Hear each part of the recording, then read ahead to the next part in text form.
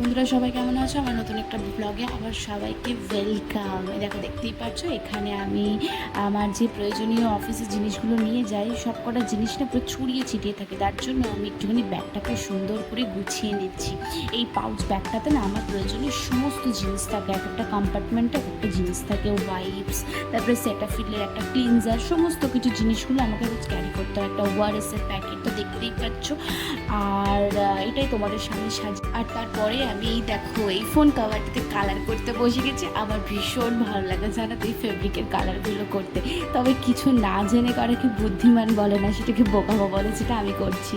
তার কারণ আমি কোনো রকম প্রফেশনাল আর্টিস্ট নই। যেটা মাথায় আসে, যেটা মন থেকে আসে, আমি সেগুলোই করি। যেরকম বিভিন্ন টবে কালার করা, বিভিন্ন এই দেখো টুলটা ফাঁকা থাকে, আমার এখানে মানি প্ল্যান্ট থাকে, তোমরা এক্ষুনি দেখতে পাবে। তো আমি আমার ছোট্ট মাথার বুদ্ধি থেকে যেগুলো মনে হয় ছোটো ছোটো ট্রিক্সগুলো বের করে আমি এই সমস্তগুলো করতে থাকি। এটা আমি কী করে করেছি তোমরা এক্ষুনি দেখতে হবে। তার কারণ বলছি বললাম আমি কোনোরকম প্রফেশনাল আর্টিস্ট নই, আর কোনো কিছু না জেনে করাকে সবসময় বোকামি বলে, আর সেখানে সাকসেসও পাওয়া যায় না। তবে হ্যাঁ, যেটা পাওয়া যায় সেটা হচ্ছে মনের শান্তি, যেটা আমার সব থেকে বেশি দরকার মনে হয় এখনকার দিনে। আর আমার সানডে ছাড়া কোনো কিছুই সম্ভব হয় না। তার কারণ আমি অফিস থেকে এই দেখো একটা ঢাকনাতে আমি চারদিকে রং লাগিয়ে এইভাবে করে নিয়েছি। তোমরা এই সমস্ত ছোট্ট ছোটো ট্রিক্সগুলো অ্যাপ্লাই করতে পারো, যে কোনো কিছুর ওপরে করতে পারো। আশা করি তোমাদেরকেও তোমাদের সুন্দর জিনিস ওপরে করলে এগুলো ভালো লাগবে।